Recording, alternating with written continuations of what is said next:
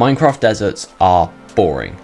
They don't really have a whole lot going on except desert temples and desert wells, and let's be real here, no one thinks that desert wells are cool. I think this biome is in dire need of an upgrade. Now, I could build pyramids in a remodeled desert village, but that's been done before, so what do? Well, you spend 3 months building a giant hornet-themed desert as part of a 4-year custom biome Minecraft project. You know, like normal people do.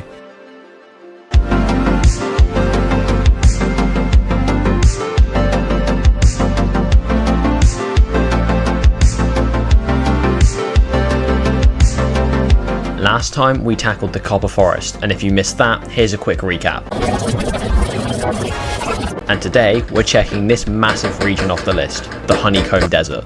But before we build anything, this map needs some tweaks. Here are the patch notes. I made the Obsidian Beach its own island and extended the Scorched Valley in its place. The swamp has been completely overhauled as well as the snowy savannah. Palm Beach has been moved, Titan's Peak has been blown up, and most importantly, the desert terrain has been reworked. Do you get all of that? Great, me neither. Let's start building.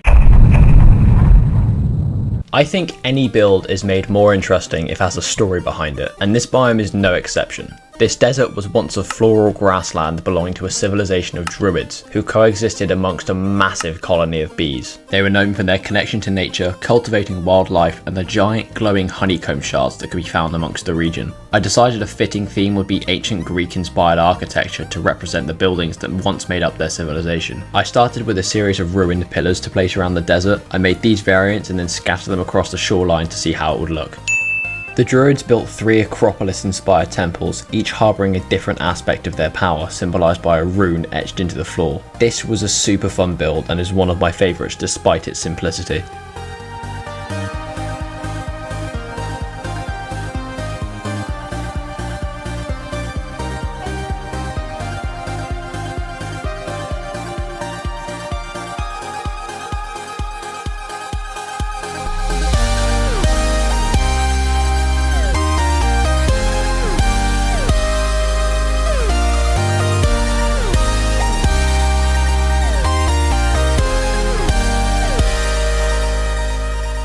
This temple was the furthest away from the incident, and as a result, it's the only one of the 3 that's somewhat close to being in one piece.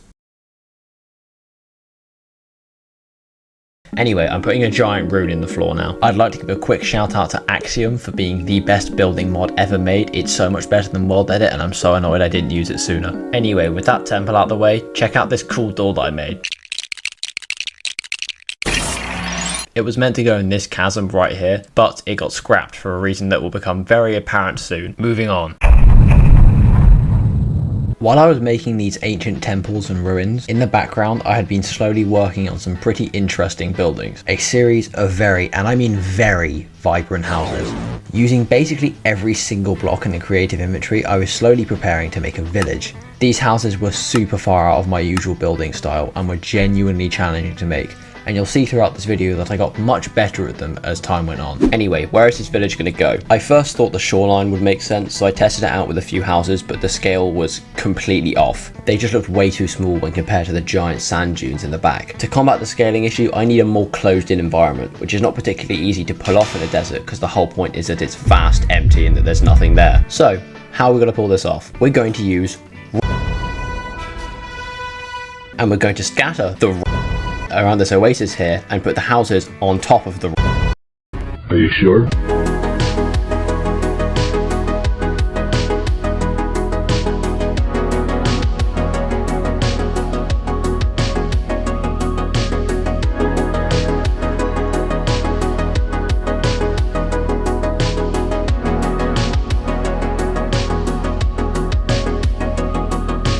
Oh, okay,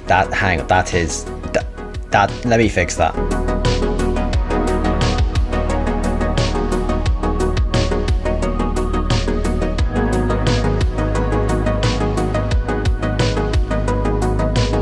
This was going really well. I only had a few more houses to build, so I logged back on and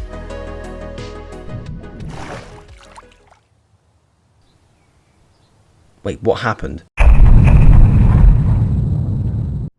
So what actually happened here? Well, when I started the desert, I was using a build height increase mod, which allowed me to build above the height limit. I needed to send a copy of the world over to a friend, but he didn't have the mod, and since I hadn't actually built above the height limit yet, I figured what's the harm in just turning the mod off? So I turned it off, loaded Minecraft, and just like that, literally every single world I had built on using that mod got corrupted. This does include every single backup I have made since March.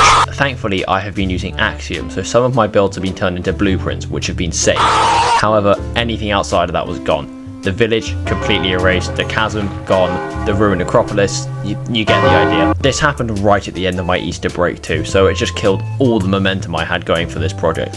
I was 1.5 months in and I had an empty desert to show for it. I had exams coming up, coursework and presentations due, and absolutely no will to continue building. So I took a break. I focused on my coursework, I just did other things with my time, and 3 weeks later, I still really didn't want to continue building. The only thing that made me keep going with this is the fact that I'm making videos out of these. And I'm really glad that's the case because the final product of this desert is probably my favorite build I've ever done. So let's get back to it then, shall we? The reality is, there wasn't actually that much for me to rebuild. It's just that building something that you've already spent hours building to begin with is a really frustrating and boring task. I decided this time around I'd focus more on the general environment first, so I built up some cacti and then spent a few hours building some ruined towns around the desert to really set the scene. After that, I decided instead of trying to rebuild the village, I would tackle the hornets.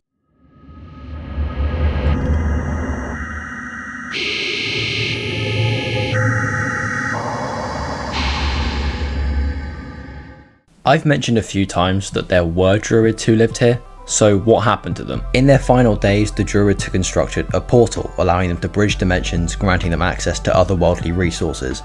And on the day of their first expedition, a swarm of mutant colossal hornets arrived at their doorstep, the force of their wings drumming up a dust storm, engulfing the druid empire and tearing through buildings. Their portal was torn apart, trapping half of their people in an unknown dimension with no way to return. The queen of the Hornet colony crushed the Temple of Wisdom, completely shattering the druid's resolve. With their With their forces halved and their morale broken, they fled, travelling across the seas to a place where it was rumoured that one of their old students may or may not have turned himself into a giant tree. I wonder where that would be. Something important to note, I am deathly afraid of hornets. It's not just because they're evil and they can fly and they have an incredibly painful sting. It is an irrational, debilitating fear. And regrettably, I need to build some.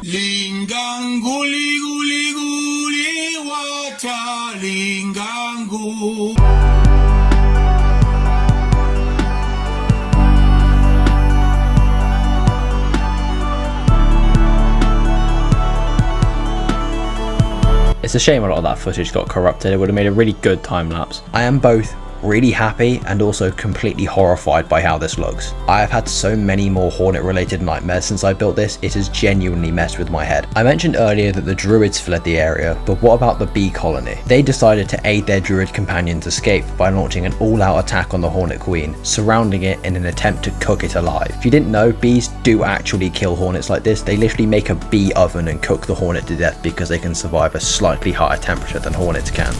What is this? Despite their success in killing the queen, the bees were simply outnumbered by the rest of the hornets. The massive amount of heat generated in the attack, in combination with the dust storm from the hornets, left the once thriving grassland an uninhabitable desert, where the hornets now roam, completely aimless without their queen.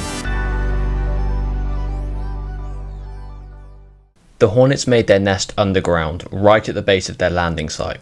I worked on this for a few hours, and to be honest, it just wasn't it. I had basically spammed a bunch of assets in the cave with no direction or purpose. And it was cool, but it wasn't good. It was at this point a friend of mine said he wanted to pitch me an idea, but he would need some time to build it. So I turned my attention towards While losing all my progress on the village was a real kick in the teeth, to be honest, I wasn't completely sold on it the first time I was building it, so I'm honestly thankful I get to try it again. When I began building the terrain, I made sure to keep it low to the ground, made sure I incorporated a lot more flat areas so I could actually make paths between the houses, and made sure to add more colour variation amongst the terrain.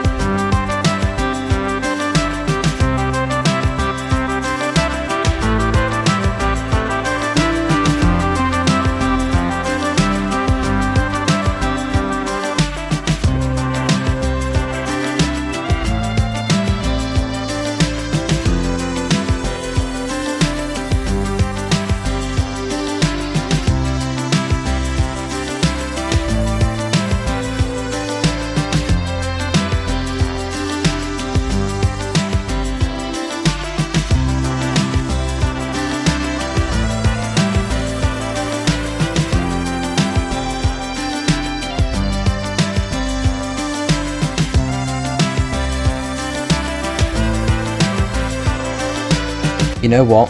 This might be my favorite build of this biome. It's such a stark contrast from the rest of this place, and I love it. It really does feel like this community exists in its own bubble away from everything else here. I also got a lot better at building this style of house over time. Some of these last ones I'm really proud of. Now, some of you may be thinking, didn't you literally... What the f... Some of you may be thinking, didn't you literally say 2 minutes ago that this biome is uninhabitable? No. Maybe there is a reason this place is able to exist in this biome, but that explanation is better left to another video.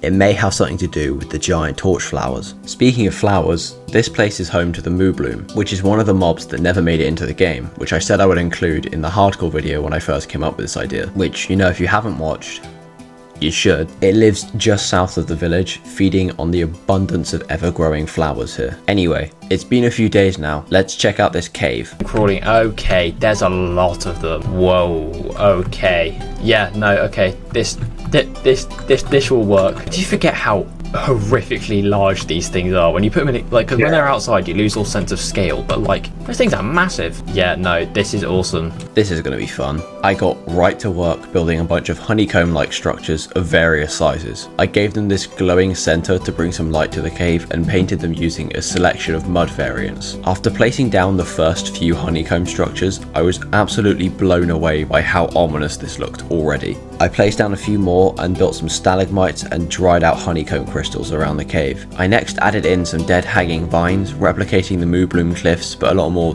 deathy and unpleasant. I have very conflicting feelings towards this build because it achieves everything I wanted it to, but I also want to set it on fire and never look at it again. However, we can definitely agree this is miles better than the first cave I tried to build.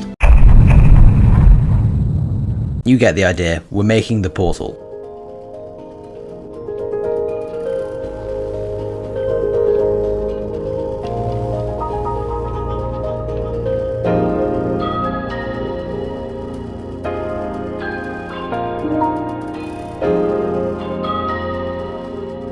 The bottom half of the portal was torn off in the dust storm, being dragged through the Temple of Growth, completely demolishing it. Once the storm had settled, the remains of the portal ended up buried deep beneath the sand, where it was later discovered by the researcher from the Copper Forest. Fascinated by the power of the Druids' runes, she had travelled to the desert to try and find the remains of their civilization. She and her team began a huge excavation project, aiming to analyse and understand the source of the Druids' power. Here, her team built cranes, research bases, and of course her trademark telescope, so she could continue her research of the cosmos even when away from her observatory.